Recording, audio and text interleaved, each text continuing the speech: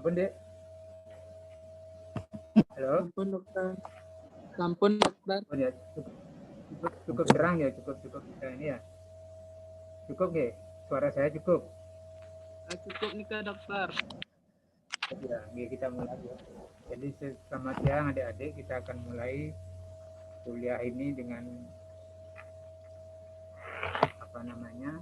dengan judul perdarahan pervaginam pada saat patologi saat kehamilan.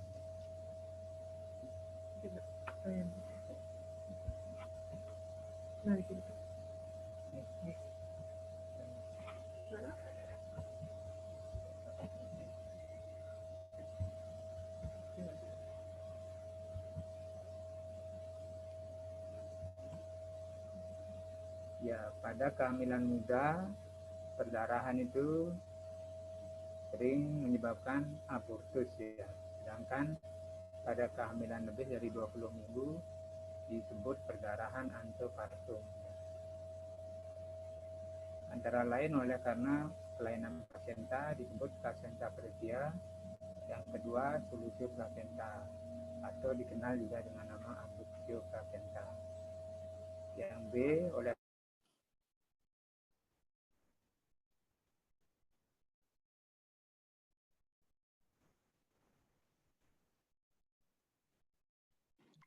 Halo, dokter. Suaranya hilang ya, dokter? Bisa Dek, bisa didengar ya? Oh, sekarang sudah kembali. Tadi hilang ke dokter. Jadi, Iya. tapi bisa dibaca, bisa Dek? Dibaca bisa nih, ke dokter, tapi suaranya hilang-hilangan nih, ke dokter. Dan kurang kita mulai jelas dengan nih, ke dokter. Ya, kita mulai Dek ya. Mulai dengan Iya. abortus. Ya, abortus kalau di stop pintunya lebih ya. Ya.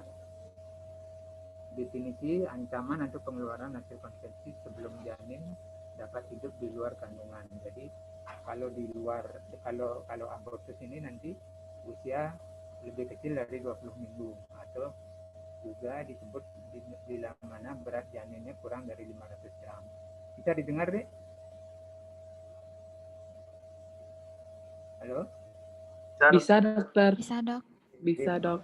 Maaf, tersendat-sendat ini. Etiologi bisa dari faktor janin, faktor maternal, faktor paternal. Faktor janin itu karena perkembangan figur yang abnormal. Faktor maternal macam-macam deh. Bisa karena infeksi, penyakit kronis, ya infeksi misalnya spilis bisa antara lain, masih ada yang lainnya penyakit kronis TBC misalnya, pengaruh endokrin, nutrisi, obat-obatan, imunologis, kelainan uterus, inkompetensi serviks ya. Jadi inkompetensi serviksnya nanti kita jelaskan ya, di mana dia pada usia-usia tertentu terbuka serviksnya sehingga dia hasil konsepsi keluar. Sedangkan faktor paternal kelainan kromosom pada sperma. Ya, patogenesis abortus itu di mana pertama kali terjadi perdarahan pada DC2 basalis ya. Perdarahan itu bisa menyebabkan jaringan nekrofik di sekitar perdarahan, kemudian selanjutnya jaringan tersebut nekrofik tersebut itu merangsang kontraksi rahim sehingga hasil konsepsi keluar ya, ekspulsi ya. Itu patogenesisnya. Ya, kita lanjutkan dengan pembagian abortus. Kalau berdasar kejadiannya, abortus spontan. Yang kedua, abortus provokatus ya. Provokatus artinya abortus yang dibuat. Baik secara terapeutis itu atas indikasi medis. Ada juga yang kriminalis ya. Itu berdasarkan kejadiannya. Kalau berdasarkan klinis, abortus iminen, abortus incipient, abortus incomplete, abortus complete, misabortion, abortus habitualis, abortus infectiosus, kehamilan embrionik, anembrionik. Sampai di sini dulu bisa didengar dengan jelas, Dek? Bisa, dokter. Nah, kita lanjutkan. Ini gambarannya yang pertama itu incipient. Jadi incipient itu ancaman ya. ancaman. Yang di sebelahnya abortus iminen ancaman, kemudian saya ulangi, abortus iminen itu terancam ya, terancam untuk gugur.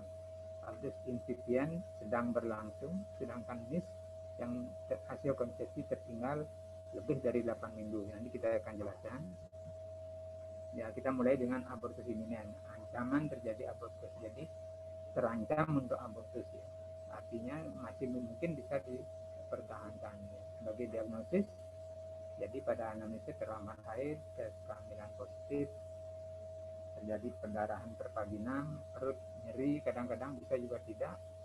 Nah, pada pemeriksaan osteometri eksternum masih tertutup. Jadi kalau dia melakukan pemeriksaan dalam, osteo masih tertutup. Besarnya uterus sesuai dengan umur kehamilan. Jadi ini artinya tidak ada hasil konsepsi yang keluar. Penanganannya istirahat, kemudian spasmoditik, obat-obatan untuk mengurangi kontraksi, diberikan juga hormon progesteron. Nah, sehat antara lain jangan kerja berat, antara lain jangan berhubungan seksual. Kita lanjutkan abortus insipien, abortus yang sedang berlangsung. Diagnosis, perdarahannya lebih banyak, nyeri perut, osteometri telah membuka, besar uterus sesuai dengan usia kehamilan, gerak dan denyutnya ini kadang-kadang masih ada. Jadi kita ulangi, insipien itu sedang berlangsung ya, sedang berlangsung sehingga hasil konsepsi itu berusaha untuk keluar sehingga nyerinya biasanya keras ya, nyeri perutnya lebih keras ya, sedang berlangsung dia ya. Penanganannya ya berarti karena sedang berlangsung tidak bisa dipertahankan lagi ya, dikeluarkan ya, kuretrase bila ada perdarahan. Di samping itu mungkin diberikan medikamentosa juga untuk memperbaiki kontraksi dan antibiotik. Sampai sini masih bisa didengar dengan baik, Dek? Halo? Masih, dokter. Jadi kita lanjutkan ya. Kita melanjut abortus komplit, di mana seluruh hasil konsepsi telah keluar. Jadi saya ulangi, seluruh hasil konsepsi telah keluar. Namanya abortus komplit.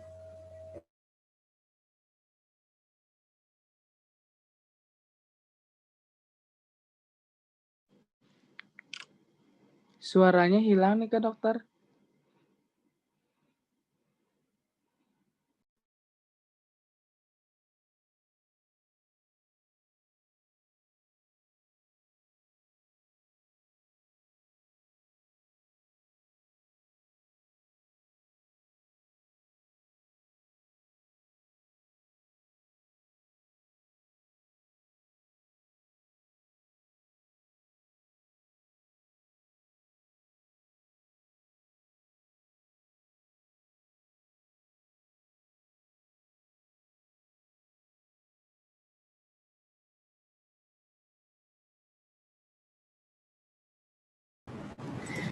Ditunggu ya adik-adik, saya telepon dokternya dulu ya.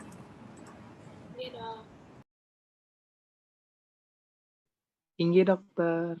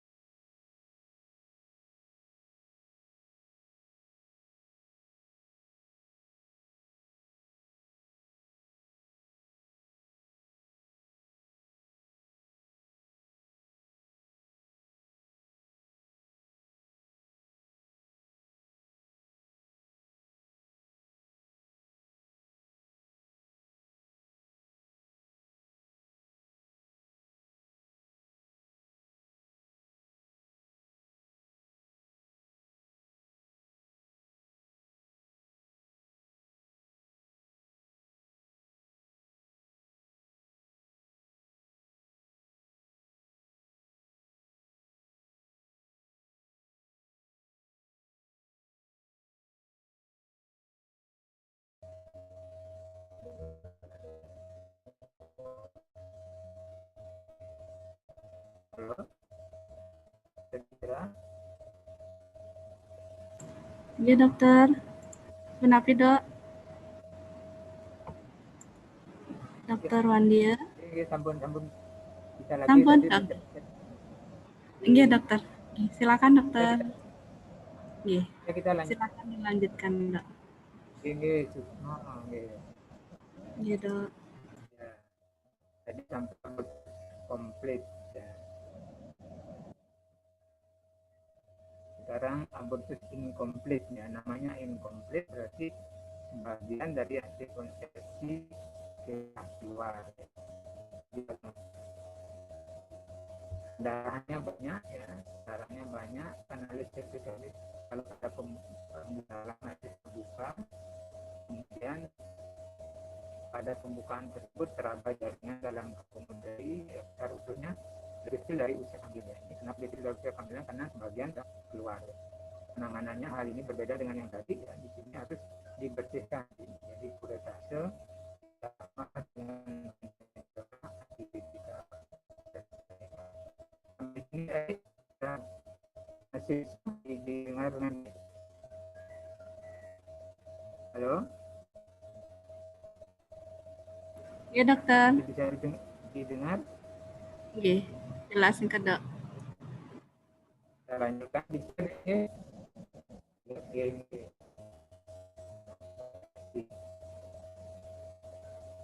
Gambarnya komplit, jadi tidak ada pembukaan ya. Jadi sudah dikatakan komplit sudah terbuka dia namanya divisi muteri eksternalnya. Sekarang kita lanjutkan ke abortion. Abortion ini beliau spesifik mengenai dan dalam kandungan selama 2 bulan. Jadi begini ya, pada usia 2 bulan dia sudah abortus, tetapi karena selain beberapa atau lebih dia di dalam kandungan janin yang sudah hasil konsepsi yang sudah meninggal, jadi tertahan. Ini namanya bis abortion. Diagnosisnya rahim mengecil, tanda tengah milik sekunder sudah menghilang, mungkin mual tanda sekunder itu atau hiperpigmentasi ya pada mama sudah berkurang ya atau hilang ya, sedangkan tes kehamilan sudah negatif ya.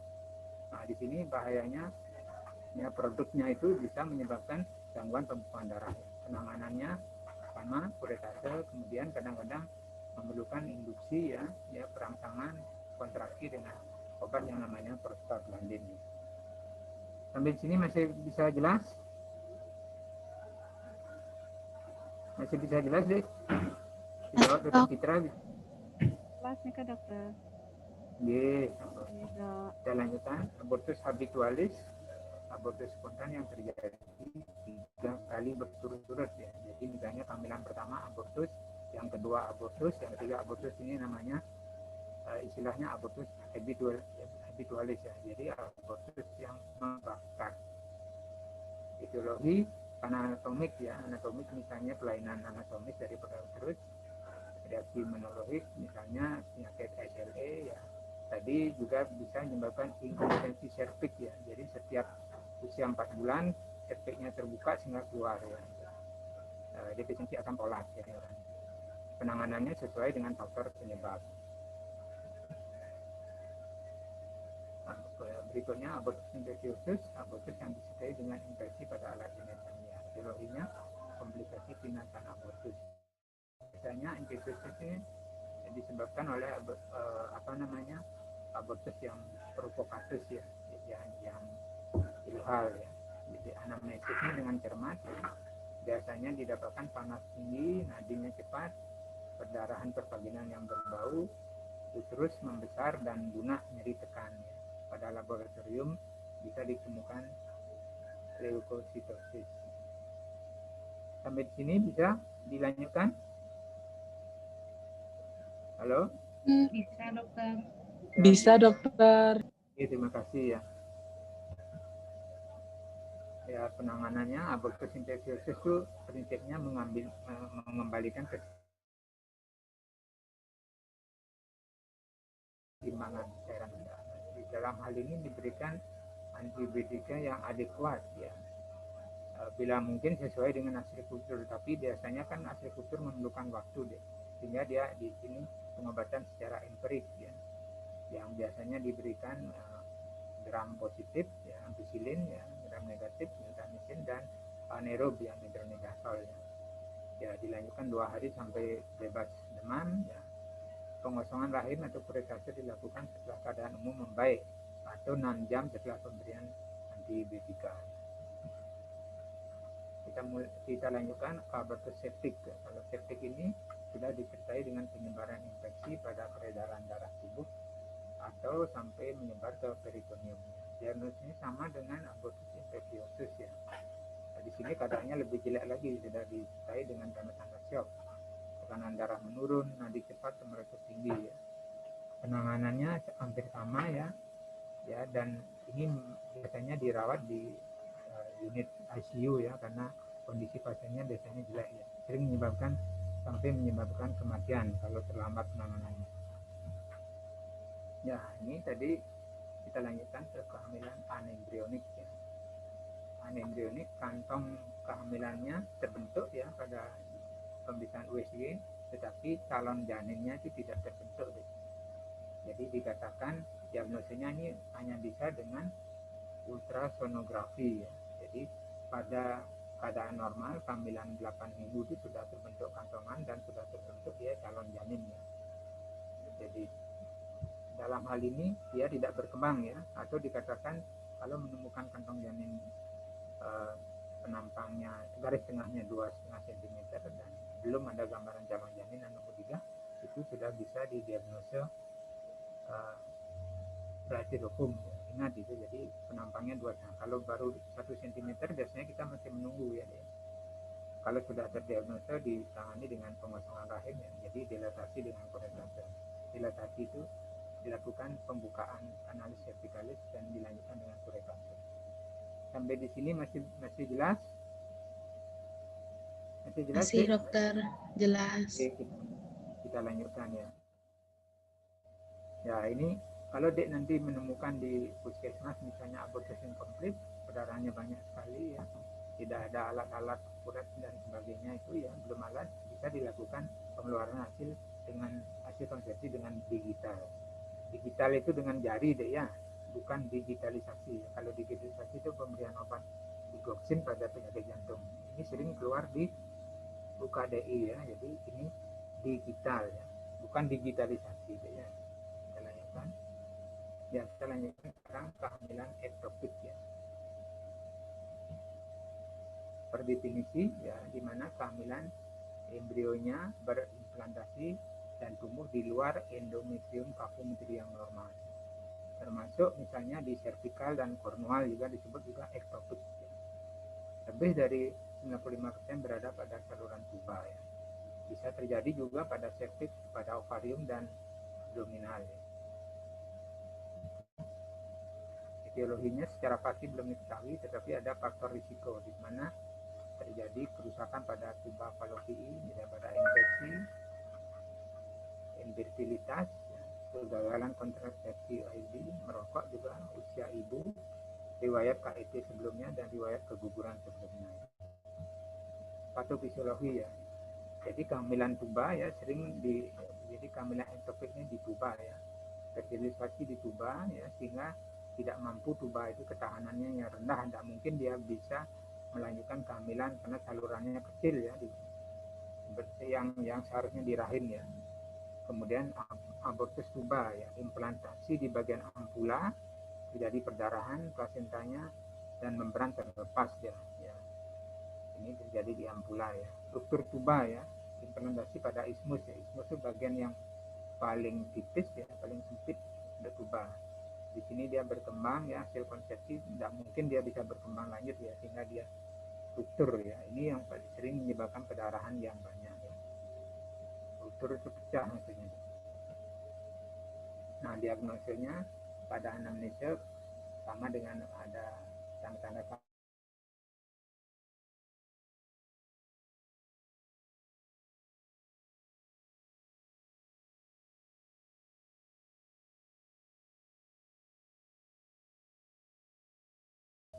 kita pikirkan ada jangan-jangan KET ya. Kemudian pemeriksaan fisik, tanda-tanda shock ya, kalau perdarahannya banyak, tanda-tanda shock. Kemudian nyeri tekan ya, suprasinfisis ya. Jadi kemudian pada pemeriksaan palpasi, mungkin ada cairan bebas yang dalam hal ini darah yang sudah di kapur peritoneum. Jadi goyang porsio ya, karena ada kalau pada pemeriksaan dalam porsio digerakkan nyeri ya. Nyeri itu karena rangsangan dari peritoneum. Pemeriksaan penunjang ya, tes kehamilan ya positif ya. Titer HCG kurang daripada kehamilan normal. Kadar kurang ya karena terjadi dia extrauterin ya. Pada USG sebetulnya kalau dulu agak susah, sekarang dengan USG bisa ya. Jadi kalau normal itu kantong kehamilannya kan kelihatannya di intrauterin, di dalam rahim deh ya. Yang di sini di dalam rahim tidak ada deh ya, padahal tes kehamilannya positif ya. Di USG dia extrauterin di tadi ya, ya kemungkinan terjadi di tuba ya, yang paling sering ya. Ya kalau dulu kalau ragu-ragu baru dilakukan fuldosintesis ya. Ragu-ragu itu maksudnya misalnya dia perdarahannya sedikit, tidak ada tanda shock ya.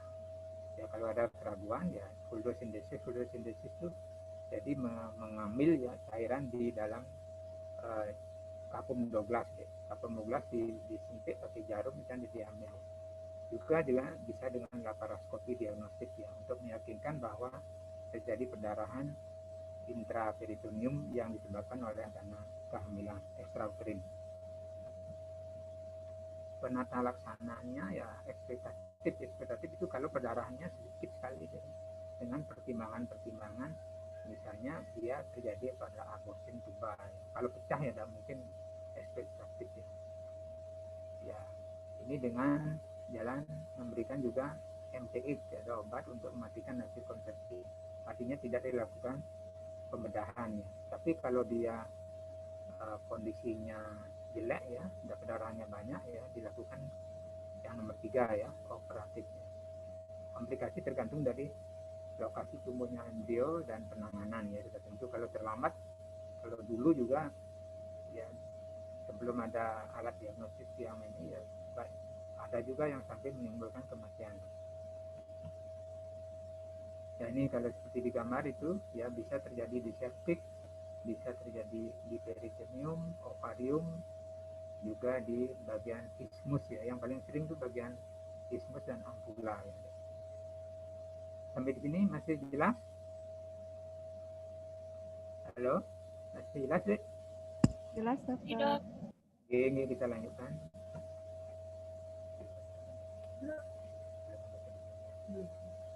Kita kehamilan dengan lanjutkan dengan kehamilan mola ya. Kehamilan mola itu sering disebut hamil anggur deh ya, sering disebut hamil anggur ya. Per definisi di mana kehamilan hasil konsepsi tidak menjadi embrio ya, yang normal menjadi janin, tapi ini tidak ya. Kenapa? Karena dalam hal ini terjadi proliferasi daripada pili korealis yang disertai dengan degenerasi hidrofit ya. Jadi pilinya berlebihan dalam hal ini. Etiologinya belum pasti ya, ada faktor-faktor dugaan ya, faktor opung, sosial ekonomi yang rendah, kualitas yang tinggi, kekurangan protein, faktor risiko, usia, riwayat kehamilan, anggur sebelumnya,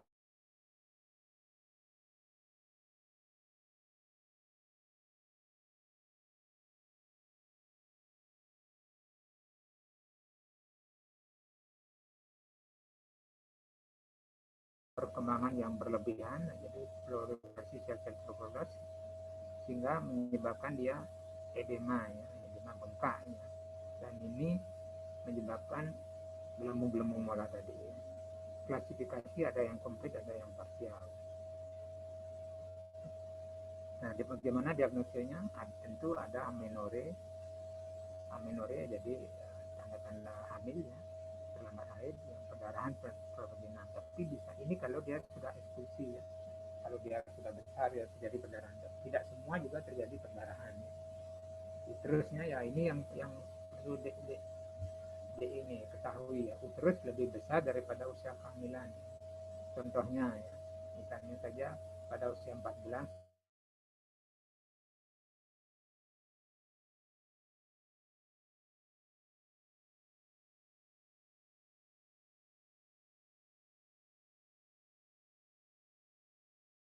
ini tidak ada, dan mungkin ada denyut jantung janin tidak terdengar. Kemudian dengan USG di sini ternampak gambaran badai salju ya. Di ini terjadi kalau laboratoriumnya beta amfibinya melebihi dari 100.000 ya. Kalau kehamilan itu 100.000 ini lebih banyak ya. Karena proliferasi tadi itu dengan USG ya khas itu ada gambaran badai salju. Juga sarang lebah dikatakan juga gambaran seperti sarang lebah conference. Ya, kemudian untuk pastinya ya kalau kita temukan keluar tampak gelembung mola. Ya ini deh namanya gelembung-gelembung mola. Kalau dia keluar ya sudah bisa ya kemungkinan besar sudah itu suatu mola cedera. Tentu dalam hal ini harus berdasarkan juga pemeriksaan patologi anatomi. Ini kelihatannya begini deh ya yang di kanan. Penataan laksananya ya ini harus dikosongkan dilatasi dan kuretase. Kemudian diberikan kemoterapi prophylaxis. Ya, kenapa? Karena ini kalau tidak ditangani dengan bagus bisa menyebabkan koriokarsinoma. Di dalam hal ini diberikan NT8. Ya. Ini kompetensinya mungkin 2, tapi sudah diketahui aja deh. Ya. NT8, kemudian folic acid atau actinomycin B. Kemudian yang sangat penting juga dilakukan evaluasi pasca tindakan. Ya. Nah, kalau sudah dikuret ya pada bulan pertama itu yang dilihat pada saat ke kontrol ya setiap datang itu apakah ada trias ya di sini trias itu ya adanya perdarahan kemudian perbesaran uterus dan perlunakan dikatakan namanya istilahnya trias akusta sison ya deh. Jadi ditanya pasiennya ini apakah ada perdarahan kemudian pemeriksaan dalam adakah hasil pembesaran uterus dan apakah ada perlunakan. Itu dilihat pemberian kontrasepsi ya. Pemberian kontrasepsi maksudnya untuk tidak mengaburkan nanti ya. Kalau dia hamil nanti agak susah di diferensial diagnosis apakah kambuh atau dia hamil ya, agak susah ya. Jadi diberikan kontrasepsi selama pengawasan. Follow up beta HCG ini yang penting deh 3 bulan itu tiap 2 minggu ya. 3 bulan kedua tiap bulan 3 bulan pertama tiap 2 minggu kemudian untuk 3 bulan berikutnya setiap bulan untuk sampai bulan ke-12 setiap 2 bulan. Apa yang dipantau yang seperti tadi ya beta HCG dan trias akustatisonnya. Kalau sudah tidak memerlukan lagi organ reproduksi, misalnya anaknya sudah cukup, dilakukan histrektomi. Juga dilakukan pada mola walaupun dia anaknya tidak cukup, kalau dengan risiko tinggi. Risiko tinggi itu misalnya ya fetal tinggi, kemudian selama ini usianya sudah lebih dari 40 tahun, kemudian selama perkembangan terjadi tidak ada perbaikan baik secara klinis baik secara laboratorium. Komplikasinya bisa terjadi perdarahan perforasi uterus ya, yang ini tadi yang kita sebutkan bisa terjadi koriokarsinoma. Prognosis tergantung daripada hasil follow up. Sampai di sini masih jelas deh? Masih jelas? Masih Dokter. dokter. Oke, kita lanjutkan. Hyperemesis gravidarum. Ya, mual dan muntah itu sebetulnya normal untuk kehamilan muda. Tapi dalam hal ini, kalau dia mual muntah sampai mengganggu pekerjaan sehari-hari, ya, jadi berkelebihan, ini baru dikatakan hyperemesis.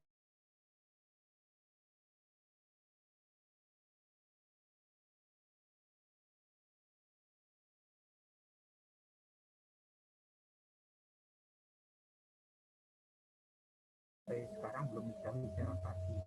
Kemungkinan multifaktorial sebagai predisposisinya dengan psikologis, genetik, hormonal. Diagnosisnya klinis, secara klinis mual muntah berlebihan sehingga mengganggu aktivitas. Ya tentu dalam hal ini kehamilan ya. Bisa terjadi komplikasi ya penurunan berat badan ya. Kemudian ada tanda-tanda dehidrasi sampai siklus Krebsnya ini terganggu sehingga menjadi keton urea. Pemeriksaan penunjang konfirmasi adanya kehamilan, darah lengkap, urin lengkap, pun ya tes multi hati dan elektrolit. ini ada diklasifikasikan menjadi 3 tingkatan dek ya. Ada tingkat 1 kalau hanya dehidrasi aja, nadinya masih 100 kali per menit tanpa lemas dan lemah, tingkat ringan. Tingkat yang lebih berat ya, dehidrasi nadinya lebih cepat sampai terjadi gangguan metabolisme ya, jadi icteris kekuningan ya, wajah pasiennya ya, uli-uli bisa sampai terbentuk keton aseton ya. Sindrom Mallory-Weiss ya. Ini sering keluar di KDI juga ada ya. Mallory-Weiss ini varises esophagus yang pecah itu. Ya, tingkat 3 ya, semua gejala di atas ya, ditambah lagi sampai koma ya. Ya, kadang-kadang walaupun sekarang jarang ya, kalau dulu masih ada kadang-kadang ya. Ya, jadi sampai koma, kemudian terjadi enteropati Wernicke ya. Wernicke ya, gangguan nixtamus, diplopia sampai gangguan mental. Kalau sampai tingkat 3 ini ya, inilah yang bisa menyebabkan indikasi suatu kehamilan tuh di mana di abortus provocatus medicinalis ya. Jadi bisa diterminasi ya, dikeluarkan ya buah kehamilannya. Jadi ini secara indikasi secara medis yang tingkat 3 nih ya, berat sekali deh. Yang sebanding ya gastritis ya, pankreatitis, DM, ulcus capsicum. Tapi ingat ya, ini kalau dalam keadaan hamil ya pasti perinisis ya. Penata laksananya masuk rumah sakit ya, prinsipnya dehidrasi, rehidrasi, diet dan perubahan pola hidup ya. Yang penting juga KIE bahwa orang hamil itu ya, ibu hamil itu memang mual muntah gitu KIE-nya deh ya. Jangan dianggap suatu hal yang tidak normal ya, itu pemberian KIE. Nah, ini katakan juga ekstrak jahe ya bisa diberikan ya. Samping itu secara farmakologi vitamin B6 ya.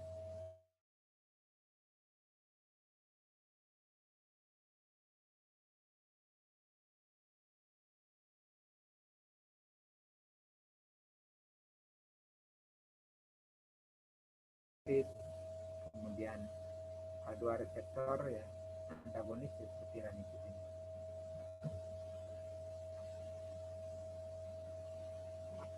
Ya, kita lanjutkan. Sampai di sini masih bisa jelas deh?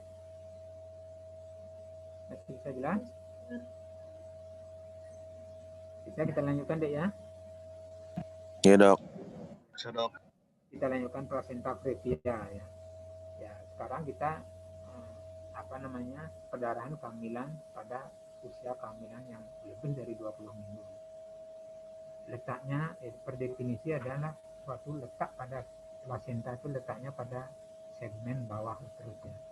Segmen bawah ya, yang seharusnya dia di segmen atas di corpus ya, atau fundus ya. Klasifikasinya bisa dia total, jadi total menutupi, kemudian parsialis sebagian, dan di pinggir marginalis ya. Juga dikenal placenta letak rendah ya. Pada saat ini kalau dilakukan pemeriksaan ya dengan cara USG berada 3-4 cm di atas pembukaan. Ini dikatakan frekuensinya 200, satu di antara 200 kehamilan. Patofisiologi ya, ini perdarahan oleh karena robeknya sinus seperti segmen bawah rahim. Nah, akibat pertambahan usia kehamilan ya, kalau kehamilan itu bertambah besar, jadi SPR itu meregang ya. Kalau di SPR itu terdapat plasenta, SPR-nya meregang, sedangkan plasentanya tidak bisa dia ini mengikuti peregangan ya, jadi peregangan daripada SPR, sehingga dia terlepas deh.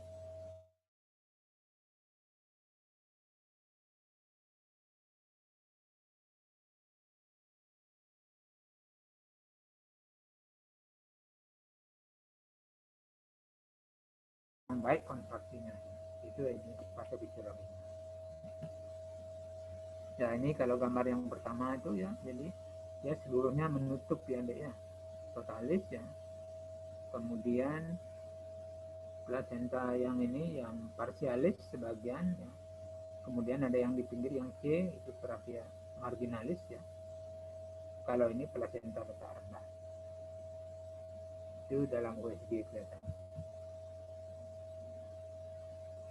Kalau ini sentralis ya, tepat di tengah-tengah. Fisiologi dugaannya terjadi vaskularisasi yang berkurang ya. Kalau di daerah yang lain itu vaskularisasinya sudah berkurang ya, yang normal di SAR misalnya, sedangkan dia plasenta itu mencari vaskularisasi yang lebih baik ya, untuk ke SDR dia dalam hal ini tidak normalnya. Kemudian gambaran klinik ya, perdarahan yang terjadi pada saat istirahat ya. Sering pada saat istirahat terjadi perdarahan dia ya. Tidak terduga dia ya. Perdarahan pertama sedikit, kemudian berikutnya banyak ya. Yang khas di sini yang adik-adik perlu ketahui bahwa warna darahnya merah segar ya. Sumber perdarahan tadi sudah disebut karena sinus uterus yang robek ya. Robekan di sinus marginalis di daerah SDR itu. Nah, pada palpasi ya, pada palpasi yang seharusnya bagian terendah janin sudah masuk panggul, ini tidak ya. Misalnya saja hamil 37 minggu pada primi ya. Kok kepalanya belum masuk ya. Mungkin ya. Mungkin plasentanya di bawah, tapi belum tentu. Ya, dan ingat juga ada faktor-faktor tanda-tanda yang lain. Jadi ada perdarahan misalnya, kepala belum masuk ya. Mungkin deh ya. Tentu diagnosanya kalau sekarang dengan USG. Diagnosis, anamnesis ya, prinsipnya sama ya. Pemeriksaan luar, pemeriksaan in situ ya. Ingat, tidak boleh dilakukan pemeriksaan dalam deh ya, kalau ada dugaan plasenta previa. Pada antepartum bleeding tidak boleh dilakukan pemeriksaan dalam. Kemudian ultrasonografi, pemeriksaan secara langsung di atas meja operasi, ini baru bisa deh, namanya PDMO. Kalau dulu ya, kalau sekarang jarang dilakukan karena sudah ada USG. Ini baru dilakukan pemeriksaan dalam, tapi di atas meja operasi. Kalau teraba plasenta langsung dilakukan tindakan. Perabaan fornices ya, seperti kalau ingat gambar anatomi, fornik itu di kiri kanan daripada korsio, itu namanya fornik ya. Boleh dilakukan perabaan, tapi untuk mereka yang sudah berpengalaman, ada bantalan di sana ya, kemungkinan itu adalah suatu plasenta previa. Pemeriksaan melalui kanalis epicardius yang tadi itu yang PDMO ya.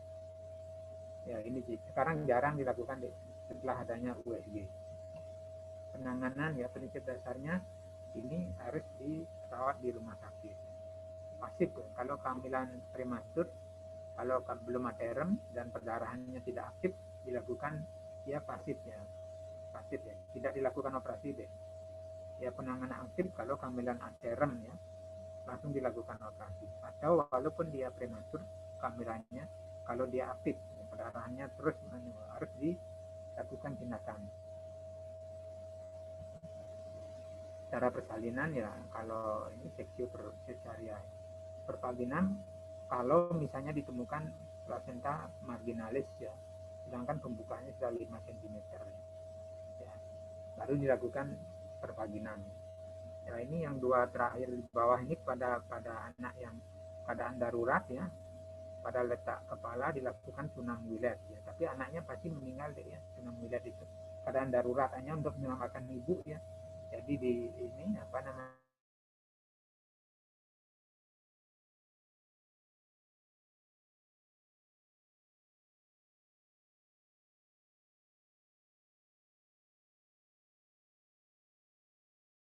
dia ambil kaki bayi diterobos ya, kemudian ditarik keluar untuk tampon. Itu tindakan sementara, tapi sekarang jarang itu dilakukan zaman dahulu ya.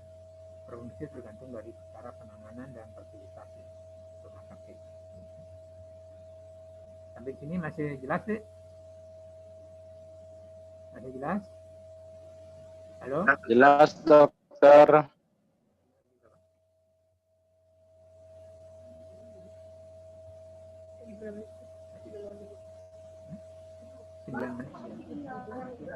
Waktunya lagi kurang lebih 10 menit deh ya. Ya kita lanjutkan deh ya. Sekarang solusio plasenta ya. Definisinya ada antepartum bleeding juga deh ya. Jadi terlepasnya plasenta yang tak normal pada corpus uteri sebelum janin lahir. Kalau tadi plasenta previa, kalau sekarang solusio plasenta. Terjadi perdarahan, ya terlepasnya plasenta, tetapi letaknya normal, ya. Ingat letaknya normal, tetapi dia terjadi perdarahan. Pembagian klinis bisa ringan, bisa sedang, bisa berat. Ingat ya, kalau plasenta lepas ya, kalau plasenta lepas terus jadi perdarahan ya. Kalau perdarahan ya, kalau banyak perdarahannya bisa sirkulasi janin terganggu, bisa sampai janinnya meninggal ya. Patofisiologi ya, ini biasanya ada cedera vaskular lokal ya, struktur vaskular pada residua ya. Jadi robekan di sana menyebabkan perdarahan ya. Perdarahan ini menjadi hematum ya, gumpalan perdarahan. Ini dia menekan ya, jadi menekan terus makin banyak tertekan sehingga terlepas dia ya. Jadi struktur vaskuler, kemudian terjadi perdarahan, kemudian ada hematum itu akan mendesak plasenta dengan rahim itu sehingga dia terlepas ya. Itu ininya atau fisiologinya. Fisiologinya belum jelas, dikatakan faktor usia, ya paritas, ya hipertensi, trauma, tali pusat pendek, definisi asam alat. Gambaran kliniknya perdarahan supraginal, kehitaman, ingat deh ya, ini berbeda ya. Kehitaman kalau tadi plasenta previa dia merah ya, merah cerah ya, ini hitam dia ya. Ini terus tegang dan nyeri tekan ya. Kenapa tegang? Karena dia terisi darah ya, jadi plasentanya lepas, tegang ya. Nyeri tekan karena dia merangsang ya, jadi otot-otot ini tertekan ya, sehingga di sana ada saraf-saraf tertekan sehingga nyeri tekan. Gawat janin ya, ini khas ini deh ya, perdarahan kehitaman, kemudian perut tegang, nyeri tekan, palpasi janin itu agak sulit diraba ya deh ya, bagian-bagian janin pada perabaan sulit diraba, terjadi gawat janin. Diagnosis tadi ya, perdarahan pervaginal, shock ya. Ya ini khas ini deh ya. Jadi perdarahan yang keluar itu sedikit, tetapi ibunya shock ya. Darahnya kemana ya? Selain KIT, kalau kehamilan muda KIT, kalau ini kemungkinan dipikirkan solusio plasenta. Terus tegang dan nyeri tekan, gawat janin ya. Komplikasi tergantung dari luar plasenta dan berlangsungnya pelepasan plasenta. Pada ibu biasanya dia bisa perdarahan banyak sampai menyebabkan faktor pembuku banyak yang hilang sehingga kelainan pembukuan darah ya. Pada janin gawat janin. Jadi solusio plasenta ini kalau cepat diketahui mungkin bisa diselamatkan. Kalau terlambat agak susah. Prognosis pada ibu tergantung pada luas plasenta yang terlepas, banyaknya perdarahan, kemudian apakah ada faktor-faktor sampai kelainan pembukuan darah. Pada janin ya dikatakan kalau perdarahannya lebih dari 200 cc ya 100% janinnya meninggal. Terakhir perdarahan postpartum ya. Masih ada waktu dek? Waktunya lagi berapa dek? Pada jamnya dek? 5 menit kita dokter. Lagi terakhir dek ya. Terakhir ya. Perdarahan postpartum ya. Di sini yang perlu diketahui ya, sesuai dengan di ini apa namanya di UKDI ya, di SKDI definisi jenis faktor risiko etiologi diagnosis pencegahan dan penanganan. Per definisi dek ya, kalau terjadi perdarahan 500 cc setelah kala 3 pada persalinan normal dikatakan HPP ya dek ya. Ya perdarahan postpartum, atau pada seksio lebih dari 1000 cc ya. Tapi ada definisi lain lagi ya, walaupun perdarahannya kurang dari 500 cc pada persalinan normal atau kurang dari 1000 cc pada seksio, tetapi ada gangguan hemodinamik ya, ada gangguan disertai dengan gangguan hemodinamik, dikatakan juga itu perdarahan postpartum HPP, hemorrhagic postpartum.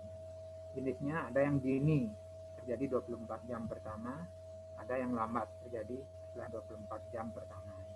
Faktor risiko anemi, misalnya ibu hamil anemi, grande multi ya, misalnya saja anaknya sudah hamil lebih dari 5 kali, overgespensi ya lebih dari 1 janin itu bisa menyebabkannya, atau riwayat HPP sebelumnya, persalinan lama ya, keluhan kelelahan ini bisa menyebabkan.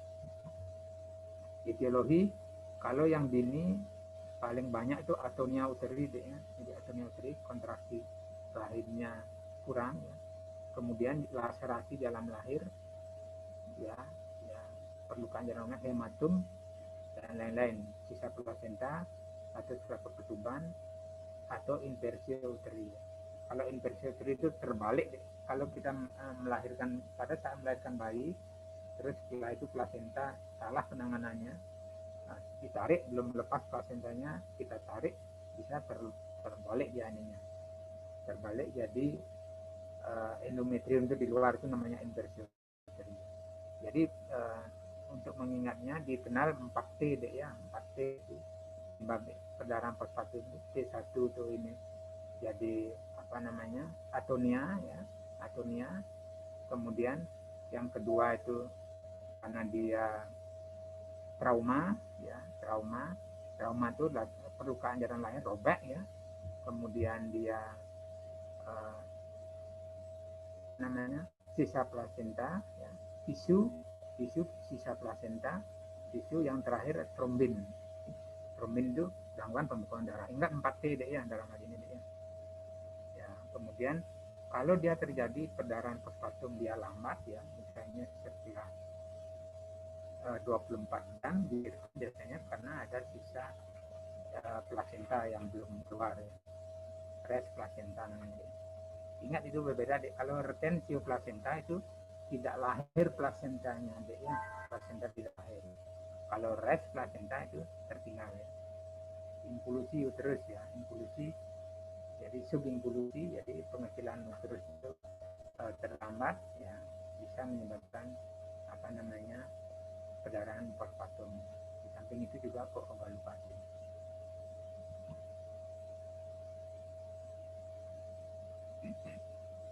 Jadi penanganannya tentu ya hemodinamiknya, kemudian tergantung penyebabnya deh ya.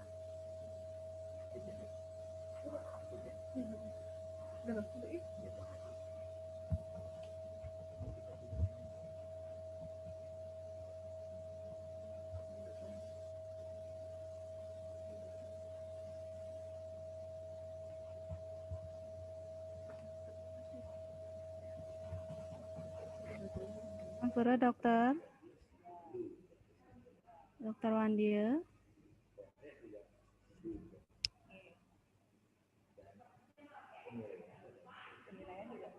Ampura dokter, waktunya sudah habis dokter.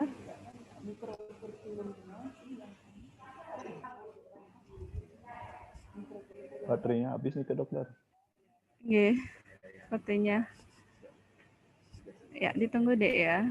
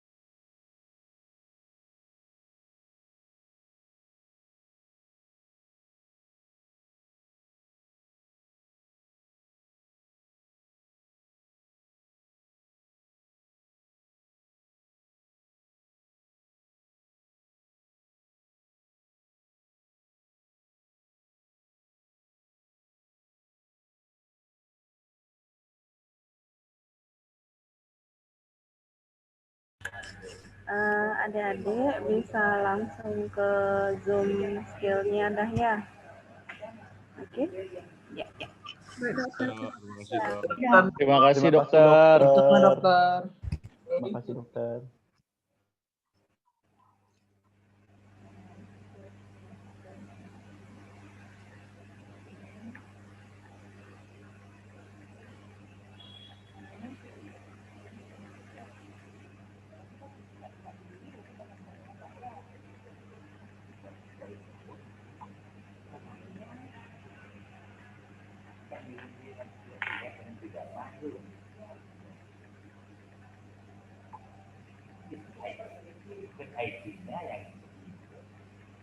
Adik-adiknya